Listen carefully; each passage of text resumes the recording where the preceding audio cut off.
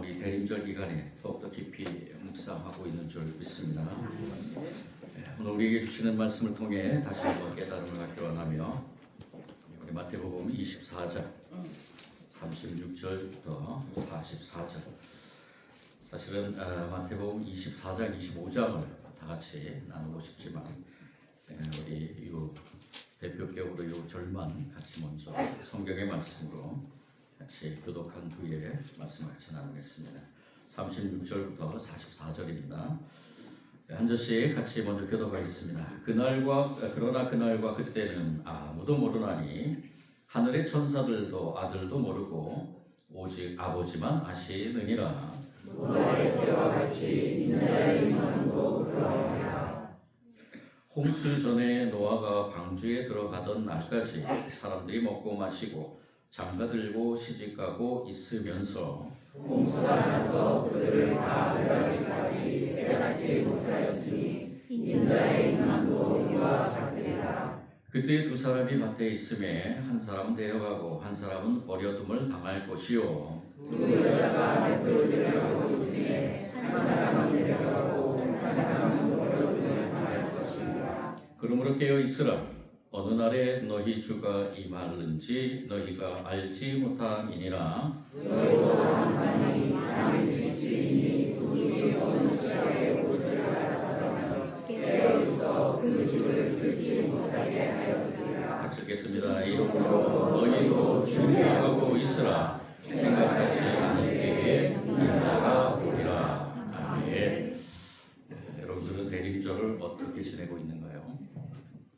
우리 해마다 교회적으로 이제 한 해를 다 지나고 또 새로운 한 해를 맞이하면서 우리 대림절이란 절기를 지내고 있습니다. 4주 동안 성탄절 전에 대림절을 지내는데 많은 그러한 절기마다도 마찬가지지만 그 절기마다 다 의미가 담겨 있죠. 이 대림절 기간은 특별히 저와 여러분에게는 과거와 현재와 미래에 대한 그 시간적인 개념 속에서 우리의 신앙, 저와 여러분의 신앙은 무엇입니까? 저와 여러분의 믿음의 고백은 무엇입니까? 바로 예수 그리스도가 나의 구세주이시고 하나님의 아들이심을 믿는 그러한 신앙이죠. 다른 어떤 신앙도 아닙니다. 그 신앙 가지고 우리가 이 대림절 기간에 이 대림절이라는 이 절기가 왜 우리에게 필요한가 하는 것. 이 대림이라는 것은 기다림이죠. 근데 우리가 한편으로 생각하면 과거에 그러니까 우리가 지나간 우리의 그 인간의 시간으로 측정해 볼 때 우리 어제는 과거고 그제도 과거고 다 과거입니다. 근데 그 과거가 우리에게 의미가 없는 과거가 아니죠. 저와 여러분에게 의미 있는 과거입니다. 왜 그러는가? 저와 여러분이 이렇게 이 주님 전에 이렇게 나와서 완벽하진 않지만 우리가 이 성전에 나와서 하나님 앞에 예배 드릴 수 있다는 것은 이미 과거에 저와 여러분은 하나님 선택하시고 하나님의 자녀가 됐다는 것입니다. 여러분들 그 믿음을 가지고 이 시간에 예배를 드리죠? 저도 마찬가지입니다. 주일마다 예배를 준비하면서 말씀을 준비하면서 먼저 선행돼야 될 것이 무엇인가? 나는 하나님의 자녀고 나는 하나님 나라 백성이고 나는 하나님이 주신 사명을 감당하는 목사로서 말씀을 준비하고 성도들과 함께 이 예배, 정말로 중요한 일주일에 이렇게 드리는 예배, 또 우리가 교회를 통해서 시간마다 드리는 모든 예배 가운데 성령님이 임재하시고 이 예배는 오직 성부, 성자, 성령 하나님께서 받으시는 그러한 예배라고 믿고 예배를 준비하고 설교를 준비합니다. 여러분들도 마찬가지죠. 이렇게 우리가 예배 드림에 우리는 과거에 예수님께서 저와 여러분을 위해 십자가를 지시고 그리고 우리 죄를 담당하셨기 때문에 죄인이지만 의인으로 이렇게 인침받아서 이 자리에 섰다는 것. 과거의 사건이지만 이거는 현재의 사건이라는 것입니다. 그래서 저와 여러분은 지금 현재 이렇게 하나님 나라의 백성으로 이 시간에 예배드리며 이렇게 살아가고 있습니다. 그런데 우리에게 또 한 가지 중요한 것은 뭐냐 하면은 미래라는 것이죠. 과거, 현재를 지나서 미래는 반드시 있습니다. 내일이라는 저와 여러분의 시간 속에서 우리의 미래는 과연 어떤 미래가 될 것인가? 이 미래에 대한 개념을 저와 여러분이 포기하지 않고 살아갈진데 오늘도 저와 여러분은 영적 호흡을 가지고 살아간다는 것입니다. 그러면 우리의 미래는 무엇인가? 이 세상 사람들은 미래에 대한 것을 많이 관심을 두고 연구합니다. 그래서 생겨난 것이 미래학입니다.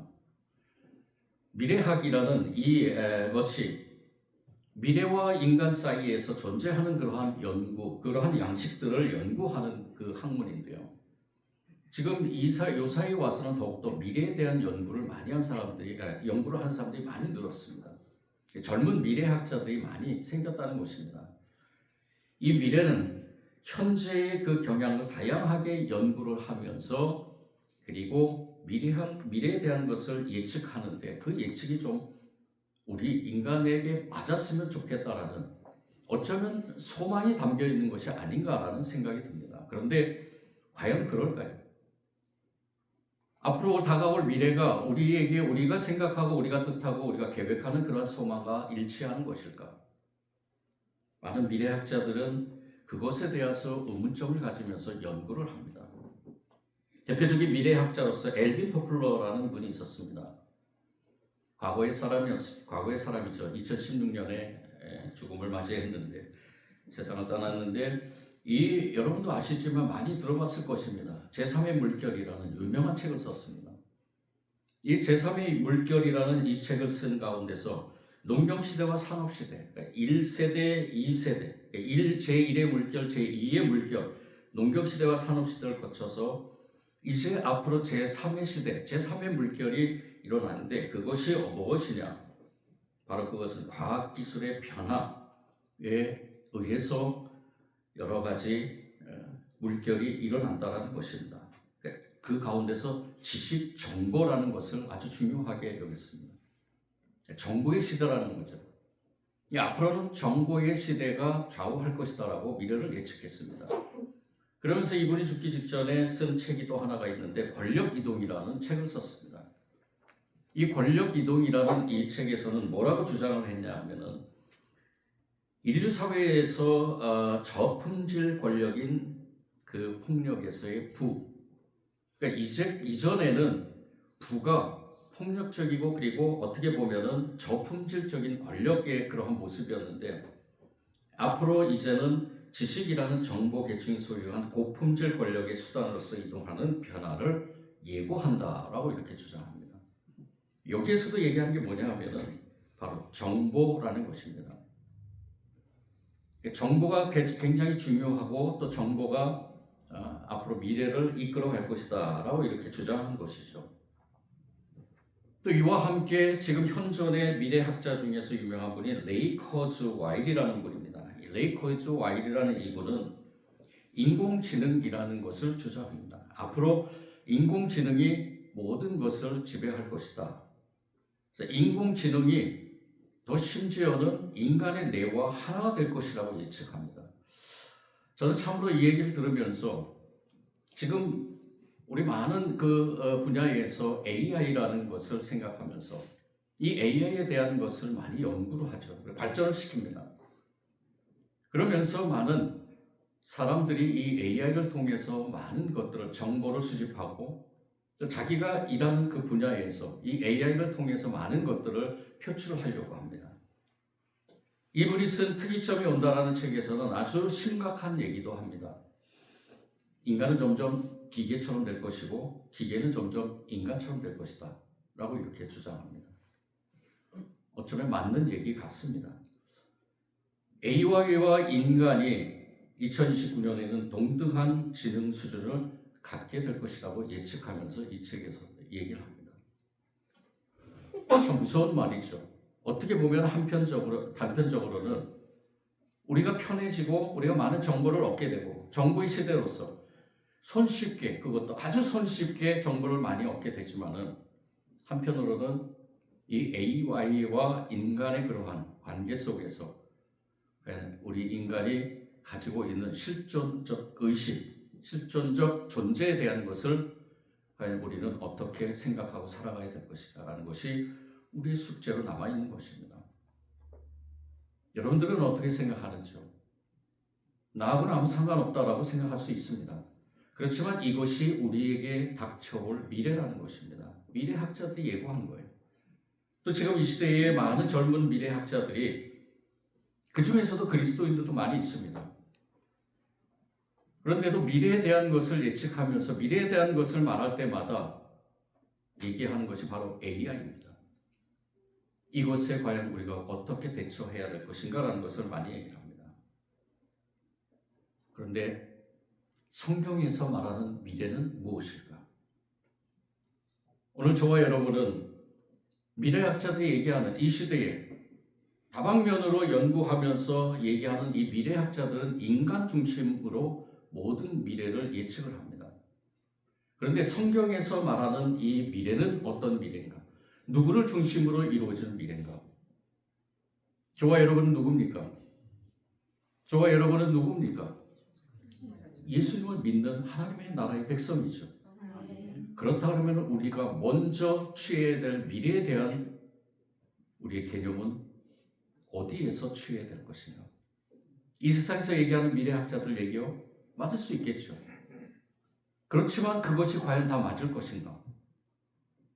저는 단언컨대 이 세상을 하나님께서 다스린다면, 이 세상을 하나님이 창조했다면, 이 세상을 하나님의 주권 속에서 운행하신다면 우리가 연구하는 미래학이라는 것은 어쩌면 종이에 불과하지 않을까. 하나님께서 다스리시고 하나님께서 섭리하시고 하나님께서 이루어가시는 미래는 우리와는 전혀 다르다는 것입니다. 그 다름의 중심에 누가 있느냐? 오늘 성경은 분명하게 얘기를 합니다. 바로 예수 그리스도가 계신다. 우리의 과거에도 예수 그리스도가 계셨지만 우리 현재에도 예수 그리스도가 계신 것처럼 우리의 미래에도 예수 그리스도가 계신다는 것입니다. 여러분도 믿으십니까? 우리의 이 믿음이 추상적인 것이 아니라 현 시점에서 우리가 미래를 바라보는 그 삶의 자리에서 내가 과연 나의 미래는 어떻게 될 것인가? 나의 내일은 어떻게 될 것인가? 당장 아니요. 내가 이 예배 자리에 나가는 순간 나는 어떻게 될 것인가? 나의 미래에 대한 것을 예측하기 전에 저와 여러분에게 가장 중요한 믿음의 고백이 있어야 된다는 것입니다. 그 믿음의 고백이 무엇이냐? 바로 예수 그리스도, 대림주 예수 그리스도, 다시 오실 예수 그리스도. 예수님은 과거에 수많은 사람들에게 이렇게 선포했습니다. 이러므로 너희도 준비하고 있으라. 생각하지 않을 때에 인자가 오리라. 생각하지 않을 때에 인자가 오리라. 여기서 인자는 누군가요? 인자 권사님 죄송합니다. 인자는 누군가요? 예수 그리스도시죠. 살아계신 하나님의 아들이십니다. 예수 그리스도가 이 땅에 다시 오시리라. 이거 누가 한 말이냐면 바로 예수 그리스도가 하신 말씀이에요. 그때 현재의 예수 그리스도가 앞으로 예수 그리스도가 다시 이 땅에 오신다는 겁니다. 이것을 선포한 예수님께서는 24장과 25장에 걸쳐서 두 장에 걸쳐서 길게 아주 예수님의 그 십자가의 죽으심 전에 마지막으로 설교한 것이, 설교를 통해 선포한 것입니다. 그 설교의 주제가 바로 다시 오실 예수 그리스도예요. 때를 기다리라. 하나님의 때, 하나님께서 이제 이루어갈 그때, 재림의 때. 그 재림의 때에 예수님께서는 두 가지 비유를 들으시면서 무화과나무의 비유와 열천의 비유를 들으면서 그때가 언제인지는 모르지만 반드시 그때가 있다는 것입니다. 그 미래가 있다는 거예요. 그 미래가 존재한다는 겁니다. 그 미래가 존재하는 가운데서 예수님은 분명하게 당신의 존재를 선포하시면서 지금은 내가 비록 예루살렘에 들어와서 십자가에 죽지만 반드시 나는 부활하고 재림해서 이 땅에 완전한 하나님 나라를 선포할 것이다라는 것을 말씀하고 계시는 겁니다. 예수님의 이 마지막 설교의 주제가 바로 하나님의 나라, 완전한 하나님의 나라, 예수님의 재림, 종말에 대한 것을 선포하신 이유가 무엇이냐? 예수님은 현재의 삶도 중요하지만 가장 중요한 것은 바로 내일의 미래에 대한 준비라는 것입니다. 우리가 이 세상에 왜 살아가는가? 우리가 이 세상에 왜 존재하는가? 지금 현 시점만 우리가 산다 그러면 그것은 아무 의미 없죠. 우리가 이 세상에서 그리스도인들은 주님을 맞이할 준비를 해야 된다는 것입니다. 그러면서 예수님은 그 준비에 대한 것을 노아의 그 방주에 대한 것을 예를 들면서 얘기를 합니다. 노아의 때 하나님께서는 이 노아로 하여금 방주를 만들게 하고 그 방주를 만들게 하고 그 속에서 구원의 그 방주죠. 하늘에서 쏟아지는 비, 밑에서 솟구치는 물, 그것을 통해서 홍수라는 심판을 통해서 살아계신 하나님을 선포하게 됩니다. 그러면서 모든 인류를 심판하는 가운데서 이 노아에게만 하나님께서 이 구원의 방주를 만들게 하고 그곳에 들어간 그 존재가 구원받는다라는 것을. 그런데 보세요. 말씀에서도 나오지만 홍수 전에 노아 방주에 들어간 날까지 사람들이 먹고 마시며 장가들고 시집가고 있으면서 홍수가 나서 그들을 다 멸하기까지 뭐 하지 못했다? 깨닫지 못했다. 깨닫지 못했다 그럽니다. 그런데 예수님이 이 땅에 오실 때도 마찬가지라는 거죠. 저와 여러분이 깨달을 때고 깨어 있을 때라는 거. 예수님은 열처녀의 비유를 통해서 한 번 더 강조하시면서 이 지혜로운 다섯 처녀같이 늘 기름을 준비하고, 여기서 기름이라는 것은 성령의 역사입니다. 우리의 영입니다. 깨어있는 영입니다. 우리의 깨어있는 영을 통해 하나님의 자녀임을 고백하면서 하나님 나라의 백성으로 이 시대에서, 현재의 시대에서 살아가면서 미래에 주님이 다시 오실 때 그 주님을 할렐루야로 기쁘게 맞이할 수 있는 우리의 삶이 되어야 된다는 것입니다. 아멘. 우리가 이렇게 말씀을 묵상하고 또 말씀을 깨달은 가운데서 이런 시점에서 우리가 이것을 통해서 다시 한번 삶에 적용하기를 원하면서 인생에 우리가 찾아오는 많은 미래들, 그 미래가 좋은 것일 수도 있고 나쁜 것일 수도 있습니다. 어떤 분들은 여러 가지 물질적인 풍성함으로 인해서 부자가 될 것이고, 또 어떤 분들은 자신이 추구하는 많은 계획들 속에서 놀라운 그러한 일들을 경험할 것이고요. 그렇지만 그것이 다가 아니죠. 병도 들고 사고도 당하고 또 여러 가지 어려움과 고통도 당하는 것이 우리의 미래입니다. 좋은 것이든 나쁜 것이든 우리에게 닥쳐오는 이런 미래, 많은 미래에 관해서 저와 여러분이 어떻게 지혜로운 다섯 처녀가 될 것인가, 이것이 오늘 저와 여러분에게 선포되는 하나님의 말씀입니다.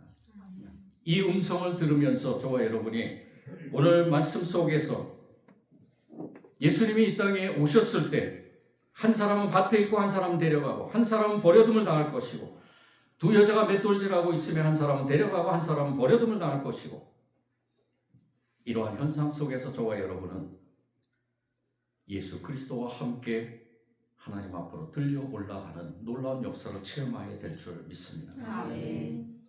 바라본데 지금 이 시대에 저와 여러분이 정말로 깊이 생각해야 될 것은 슬기로운 다섯 처녀가 되어야 될 것입니다. 아멘.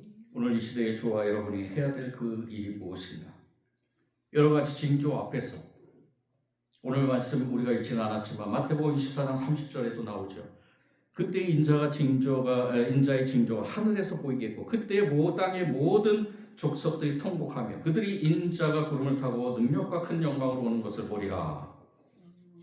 이 말씀 속에서 우리가 어떠한 상황과 현실의 그런 모든 것들 속에서 우리가 어떻게 대처하며 어떻게 판단하며 어떻게 우리 믿음의 고백을 할 것인가가 중요하다는 것입니다. 단언컨대 저와 여러분은 반드시 죽습니다. 아멘하기 싫지만 어쩔 수 없습니다. 단언컨대 반드시 예수님은 이 땅에 오십니다. 아멘. 저와 여러분의 죽음이 바로 예수님이 이 땅에 오신다는 징조입니다. 나의 가장 사랑하고, 저는 요사이 이상하게 아버님이 보고 싶어요. 우리 아버님, 돌아가신 그 아버님의 그 모습을 상상하면서 우리는 반드시 이 땅에서 죽음이라는 것을 맞이하게 됩니다. 이 죽음 앞에서 과연 내가 준비된 사람으로 그 죽음을 맞이할 것인가?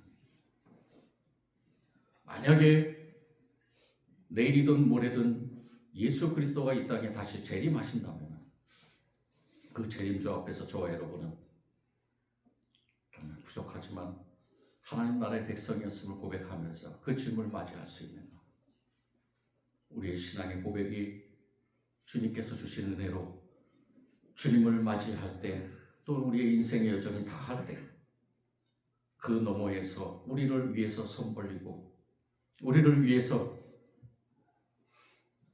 품 안으로 들어오라고 말씀하시는 그 하나님, 성부 하나님의 그 품 안으로 들어가는 그런 놀라운 역사가 저와 여러분에게 임하기를 원합니다. 아멘. 오늘 이 말씀이 이 시대에 우리에게뿐만이 아니라 이 대림절을 보내고 있는 모든 하나님의 백성들에게 선포되는 말씀입니다.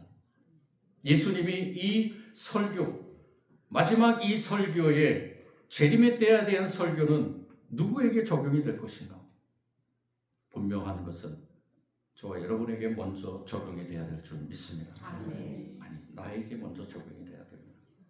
오늘 이 말씀 앞에 더욱더 겸손해지길 원하며 다시 한번 우리가 이 40절에 41절의 장시간 이 비유의 말씀 속에서 누가 준비된 사람인가라는 것을 내 자신에게 먼저 질문하고 그리고 과연 나는 슬기로운 다섯 처녀인가 라는 것을 다시 한번 질문하면서 주님 앞에 겸손해지는 저와 여러분이 되기를 원합니다. 아멘. 내 종친이 대통령이라고 큰 소리 치는 사람도 있죠. 내 친척이 재벌그룹 회장이라고 늘 도움을 받는다고 자랑하는 사람도 있습니다. 그런데 그들의 미래는 과연 어떤 것일까? 나는 하나님의 백성이다. 나는 하나님의 자녀다. 나는 하나님께서 나를 하나님의 나라의 백성으로 선택하시고 지금까지 인도하셨다라고 선포하는 사람은 어떤 미래가 있는 것일까? 그 해답은 분명하게 나와 있습니다. 오늘 이 시대에 저와 여러분이 연약할지라도 물질이 없을지라도 경험이 없을지라도 많은 고통과 고난 속에 있을지라도 많은 갈등 속에서 헤매일지라도 저와 여러분은 분명하게 하나님의 자녀입니다. 아멘. 분명하게 예수 그리스도를 믿는 사람입니다. 아멘. 그 믿음의 선포를 통해서 이 대림절 기간 하나님과 늘 동행하며 승리하는 저와 여러분이 되기를 원합니다. 아멘. 하나님 감사합니다. 너희도 준비하고 있으라. 주님 어떻게 준비할까요? 성령님께서 우리의 모든 심령을 주관하실 줄 믿고 겸손하게 오늘도 말씀 앞에 나아갔습니다. 우리가 누굽니까? 우리는 예수 그리스도를 맞이할 사람들입니다. 하나님의 나라의 백성입니다.